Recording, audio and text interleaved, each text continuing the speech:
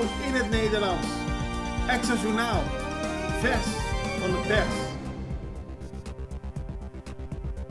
Welkom bij Extra Journaal. Fijn dat u weer kijkt. We hebben voor u het belangrijkste nieuws op een rij gezet. En we beginnen met het bericht: politie nog bezig met identificatie dode vrouw. Op het moment dat we dit opnemen is de identiteit van een dode vrouw nog niet bekendgemaakt. Zij werd gisterochtend aangetroffen bij Playa Gipi in de buurt van Watamula op Westpunt. Wandelaars troffen het lichaam aan. Dat was geprobeerd te verstoppen onder verschillende takken en ook plastic vuilniszakken. De politie heeft de zaak in onderzoek. Ze willen nog heel weinig zeggen daarover. Het heeft wel een grote schok in de gemeenschap teweeggebracht. Want we weten niet wie het is, waarom ze is omgebracht, door wie ze is omgebracht en waarom ze daar is aangetroffen. We houden u op de hoogte van deze zaak. Moties over centrale bank. Gisteren in het parlement zijn er verschillende moties aangenomen. En daar was grote steun voor. Tenminste, alle zittende partijen hebben voor de moties gestemd. Behalve Trabaupa Corsau. En de partij KEM was niet aanwezig bij de stemming. Maar het gaat erom dat de coalitie- en oppositiepartijen zich hebben verenigd over de centrale bank. En ja, het gaat er onder meer om dat er aanbevelingen worden gedaan om de statuten van de centrale bank te evalueren en te wijzigen.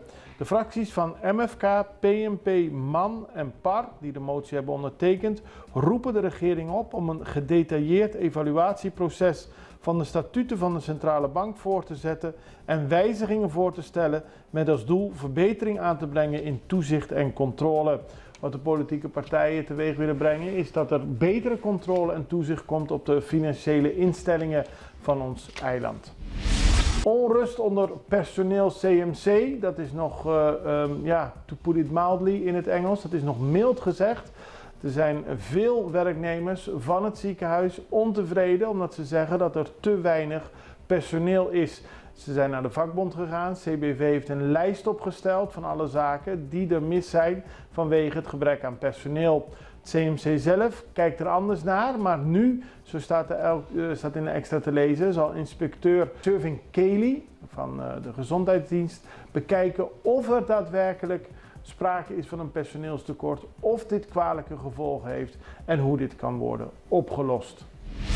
Waarschuwing voor vliegeren bij Hato. Zoals elk jaar tijdens Quaresma, de vastenperiode, zijn mensen graag aan het vliegeren. Maar het vliegeren met hele hoge vliegers in de buurt van luchthaven Hato kan gevaarlijk zijn.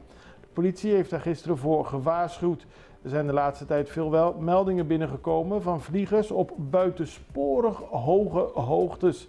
Volgens de politie is dat gevaarlijk als er vliegtuigen komen of vertrekken van de luchthaven. En daarom benadrukken ze dat het volgens de wet niet toegestaan is om minder dan 3 kilometer vanaf de grens van het luchthaventerrein te vliegeren.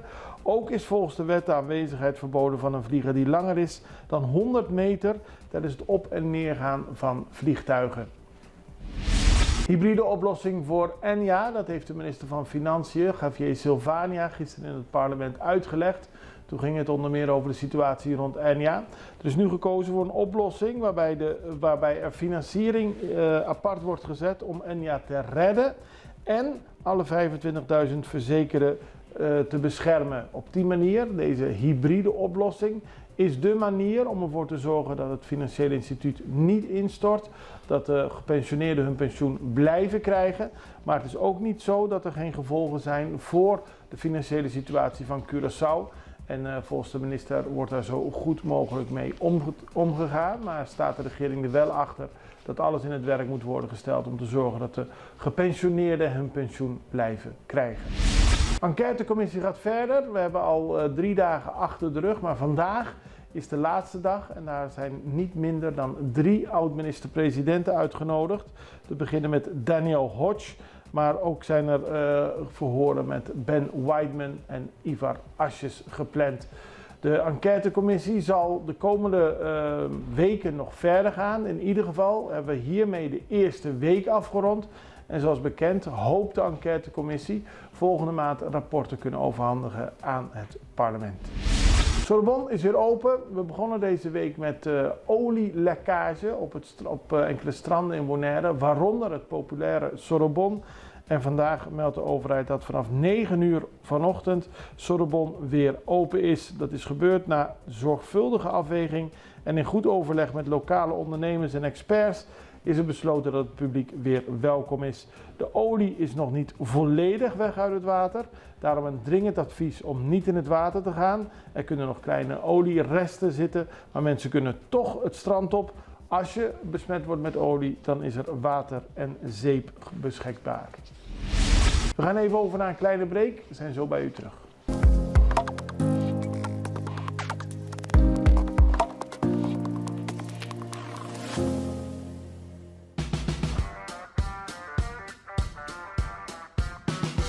Bom menina Heavy Max Concrete. De nos flete, nos tem pump truck, incluyendo botón mixer, mejor conocido como PUM. Es único na Kosovo.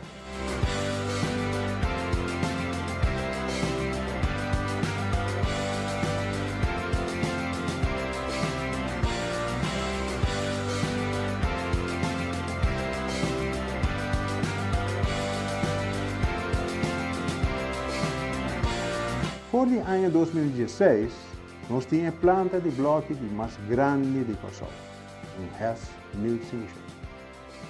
Com a planta aqui, nós podemos produzir todo tipo de bloque e clenco na diferente color e forma.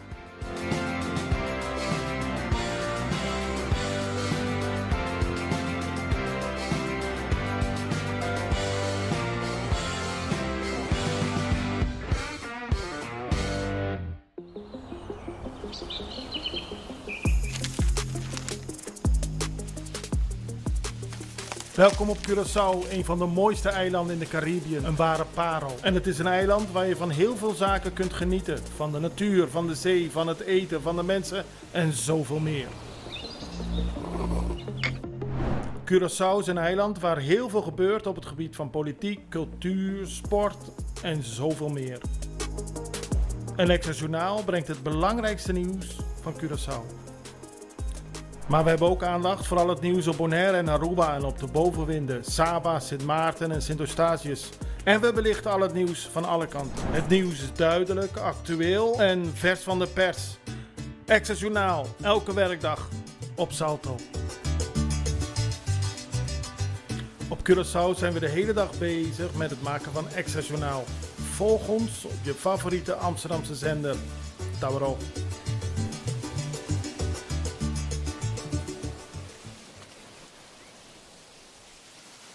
We gaan verder met Bonaire. Daar is een voorlichtingsvideo geplaatst over de komende stormperiode. De orkaanperiode staat weer voor de deur en Bonaire wil dat de burgers zich zo goed mogelijk voorbereiden hiervoor. We hebben nu natuurlijk nog de situatie met de olielekkage. Rampen kunnen op verschillende manieren terechtkomen op Bonaire, maar mensen moeten vooral voorbereid zijn. Kijk naar deze volgende video van de overheid van Bonaire. Vorig jaar hebben we best wel veel regen gehad. Toen heeft de hele bevolking zich voorbeeldig gedragen. We hebben echt getoond een blijk van solidariteit. We hebben elkaar geholpen in de moeilijke tijden. Een vraag gaat dit jaar weer uit naar een ieder om zich goed voor te bereiden voor welke ramp of crisis dan ook. Heel belangrijk is om elkaar voor, tijdens en na de storm om elkaar te steunen en te helpen, zodat we een veilig Bonaire hebben. Goede voorbereiding is half werk. Daarom adviseer ik je als crisiscoördinator om de applicatie Disaster Prep Bonaire te downloaden en of ons te volgen via de website bonairecrisis.com. Daarop krijg je heel veel informatie hoe je kan voorbereiden op de crisis, zowel als voor, tijdens en na. Daarop krijg je onder andere informatie over noodpakketten die je zelf kan aanleggen, zoals drinkwater, voedsel, medicijnen, hoe je thuis veilig kan maken en ook bijvoorbeeld de noodnummers die je kan bellen in geval van nood. Door goed voorbereid te zijn en geïnformeerd kunnen we onszelf en elkaar veilig houden tijdens een eventuele crisis.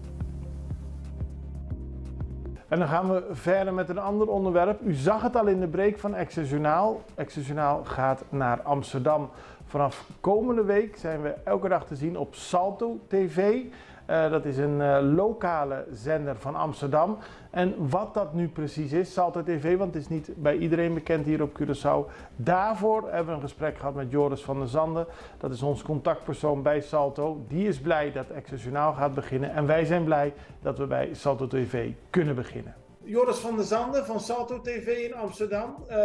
Access Journaal is verheugd dat wij een samenwerking gaan beginnen, begin maart. Maar voor de mensen die Salto niet kennen, wat is Salto TV in Amsterdam? Nou, vooropgesteld kan ik me helemaal aansluiten dat ook wij als bedrijf heel erg verheugd zijn met deze samenwerking. Laat ik daarmee beginnen. Salto is de lokale omroep van Amsterdam, naast AT5. Alleen het verschil is dat wij wat ouder zijn dan AT5. Wij bestaan dit jaar 40 jaar, dus we zijn de oudste lokale omroep. AT5 is eigenlijk ingericht als nieuwsredactie, die hebben ook een eigen redactie. Ik denk een beetje vergelijkbaar met hoe jullie bij Extra werken.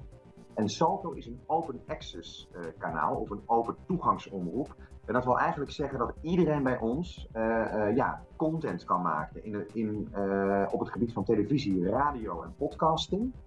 Maar wij maken zelf geen eigen producties. Dat is het grote verschil met andere media. Dus de media die wij uitzenden, die krijgen wij altijd aangeleverd van andere partijen.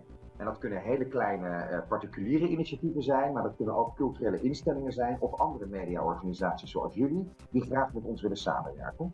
En dat levert een heel rijk, divers palet op van programma's en makers. Want wij vertegenwoordigen eigenlijk de hele stad op zender. We zijn eigenlijk een etalage van de stad. Zo moet je het zien. En dat betekent ook dat de verschillende bevolkingsgroepen in Amsterdam ruimte krijgen op Salto? Absoluut. Iedereen krijgt bij ons de ruimte, zolang je je houdt aan 2 wetten, zeggen we altijd. Dat zijn de Nederlandse grondwet en de mediawet. Nou, de mediawet gaat over reclameovertredingen. Maar daarnaast gaan wij ons niet inhoudelijk bemoeien. Dat is denk ik van belang om even aan te geven. Er is natuurlijk wel een soort technische basisregulering waar wij ons aan willen houden. Hè. Dus daar letten we wel op.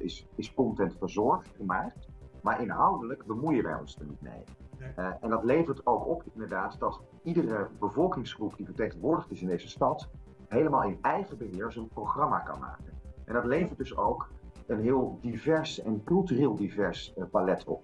Omdat het heel vaak wordt gemaakt van de makers uit de achterban die het voor hun eigen doelgroep maken, zeg maar. En wie kijkt naar Salto? Salto is heel goed vertegenwoordigd in Groot Amsterdam. Iedereen in Amsterdam kan ons ontvangen. Dus feitelijk de hele stad. Maar we hebben een hele sterke binding met het stadsdeel Zuidoost in Amsterdam.